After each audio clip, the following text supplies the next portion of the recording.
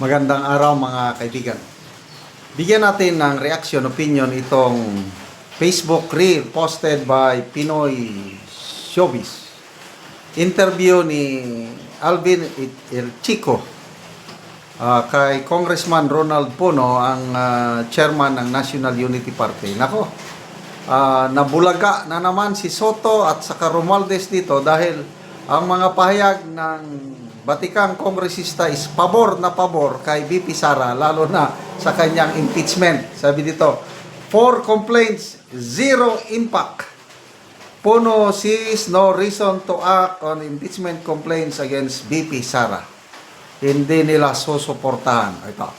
Para sa amin, alam mo, kung wala naman talagang matinding ebidensya dito, itutukan na lang natin yung mga malalaking problema nga dyan pa sa atin.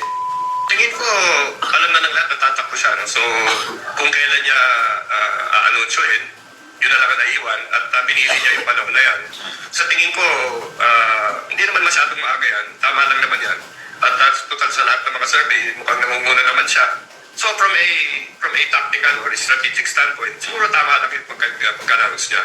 Hindi naman maaga masyado. Opo, pero sa gitna ng panunsyo po, kaliwat kanan din po ang nag-file ng impeachment complaint na dadaan po dyan sa inyo sa Kamara.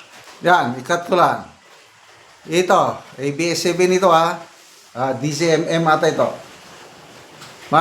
Yung pagtatanong, ako, I might be wrong, opinion ko, yung kapansin-pansin, yung bias ng mga anchorman na ito. Pero, kaliwat kanan ng mga impeachment complaint laban sa kanya. Sige. Bias lang kayo. Makikita nyo pagdating ng panahon. Mabuti na lang itong Congressman Puno, believe ako. Balanse lang siya. Hindi niya pinapaboran si VP Sara. Ang kanya lang, kung ano yung nakikita niyang tunay na nangyayari on the ground. Ano po, sa matter of fact, nandiyan na po sa inyo. Anong basa niyo, Kong? Kasi sabi naman hindi na kayang makakuha ng, ng 1/3 yan. Sabi naman na iba, hindi, mukhang kakayanin pa rin. Pero dadaan at dadaan sa House Committee on Justice. Anong basa niyo, Kong Ronnie? Well, siguradong tatalakay na mabuti yan sa Committee on Justice. No? Ito pananaw namin. Ano? Tinignan namin yung mga complaints na pinasok. Halos pareho sa mga pinag-usapan dati sa Quadcom, ano? At saka yung iba pang mga pangungusap doon sa Kamara. Parang wala kaming nakikitang bago eh. Ito yung parehong mga paratang na lumabas noon. At napag-usapan na ng mabuti ito noon. I mean, matagal eh, di ba? Yung mga hearing natin sa Quadcom. Mukhang natiin na natin itong mga issue na to. So, parang kumbaga, wala akong nakikita na hindi binabalik lamang, parang nare-recycle, ano? So, sa amin, sa NUP, naghahanap kami ng matibay na ebidensya eh. Talagang maliwanag na dahilan kung bakit namin iakyat ito sa Senate para sa impeachment trial. Sana makakita kami ng kumbaga smoking gun, no? Isang tao na nagsasabi kinuha ni Vice President Duterte itong pera, linagay sa handbag niya at bumili ng kung ano-ano sa mall. Or sana lumabas yung report ng AMLA na nagsasabi na may bilyon na nasa account sila. Katulad ng sabi nila na meron daw ng ibang mga nag-file ng mga kaso. Kasi kung hindi naman namin makita yun, parang wala na kaming nakikita dahilan kung bakit pag-usapan pa ito eh. Ang dami nating problema, alam niyo, yung ekonomiya natin bumababa, hindi pa rin nasusolusyonan lahat ng mga public works na issues, hindi pa napapalabas yung report ni Senator Panfilo Lacson sa Blue Ribbon na mukhang hinaharang ng ibang tao. So para sa amin, alam mo, kung wala naman talagang matinding ebidensya dito, itutukan na lang natin yung mga malalaking problema nga dyan pa sa atin. Alam mo, nakaupo pa ako. Wala nang mabuti ito noon. Galing, di ba? Basa lang tayo sa mga comments. RJ Vlog, sabi niya, ganito lang yan sir, tulad ng sinabi mo. Kung mayroong sapat na ebidensya, sige, kasuhan si VP, pero kung wala naman, tigil nyo na yan. Joey Paloma, this time, hats off ako kay Representative Puno for HOR to set aside the impeachment complaints and focus on what matters most to the interests of the Filipino people. Kahit ako, saludo ako kay Congressman Puno sa kanyang stand, kasamang kanyang buong partido. Reynaldo de los Santos, kumakambyon na sila. Paano yan? Ridon, Adjong, Abante, Chua, Ortega, Barbers, Garin, Soto, Ontiveros at iba pa. Paano si Romualdez? Tunaw na.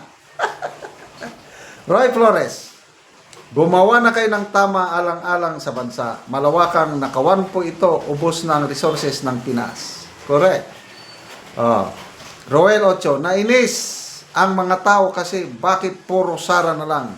Itong scam sa flood control o ang daming ebidensya, ang daming nagsasalita, bakit walang aksyon? Ronald Alwit, isa lang naman ang dahilan kung bakit gusto nyo ma-impeach si BP ay dahil sa ambisyon ni Tambaloslos. Correct! Ano ba? Eric Solet, parang nag-iba na ang ihip ng hangina. Natatakot na ba? Ay, hindi naman siguro natatakot. Katingin ko, naawa lang siya sa taong bayan, sa bansa. Dahil nga, ang daming problema. Kasi wala namang bagong ebidensya, kung ano yung paratang noon, yun pa rin ngayon.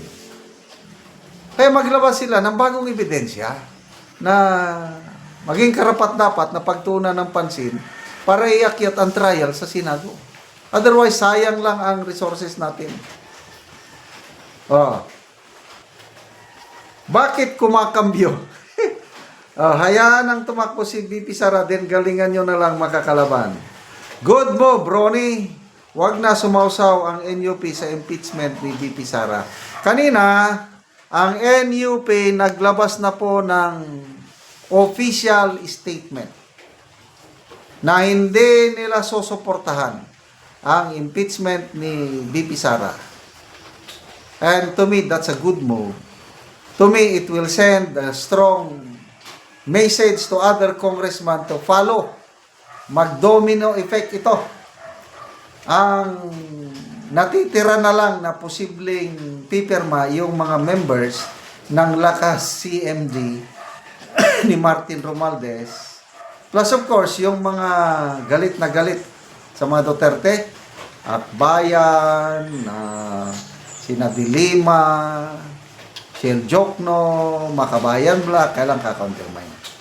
Sa tingin ko, may pag-asa na mananalo na tayo sa Kongreso pa lang. But in case, iakyat nila sa Senado, bring it on! Dahil siguradong mananalo tayo, maibabasura ang impeachment case ni BP Sara sa Senado. Salamat mga kaibigan sa inyong pagsubaybay sa ating channel. Nakakatulong kayo ng malaki sa tribong talandig ng Bukidnon dahil ang impeachment, napunta naman ang impeachment. Dahil ang income natin sa channel na ito is pantulong po sa talandig. Namimigay tayo ng libreng yero at pako para makapagpatay sila ng mas maayos na tirahan. Panoorin nyo ang video na ito. Una ni si nanay ang natagaan ng Ogero nga 68 na ang edad. Una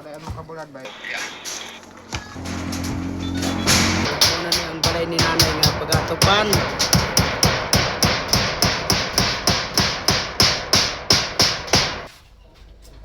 So muna ni ang mga anak ni nanay nga nitabang siya kay si nanay usa naman siya kabalo.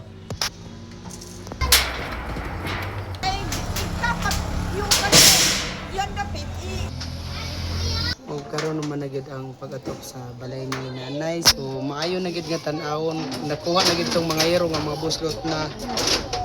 Mao na ni si nanay ang gitabangan. So nanay, nakaatop na gyud ka. Ay, salamat na kayo. Nag-ulan. Makatuyod ako gigit. Hindi na ka magkagkungkong. Oo. Kaya na, wala nang ulan. Kaya ato pa naman yun. Salamat sa ka. So gitabangan ka nanay sa imong anak ug masamong nanay. Oo. Kay balo naman ka. Oo. Pila na nanay ka tuig sa imong pagkabalo? Magduha karong March 25. March 25, magduha na ka tuig. Oo.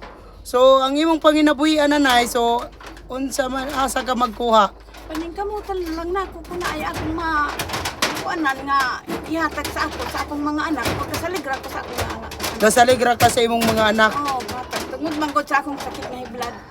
Tungod sa imong sakit nga high blood. Oo, dili ko pakabuwan do kayo init. Oo. So maayo na gid nanay, dili na makatulog na ka og tarong. Tulog na. Makatuyod na ko di na magtikungkong.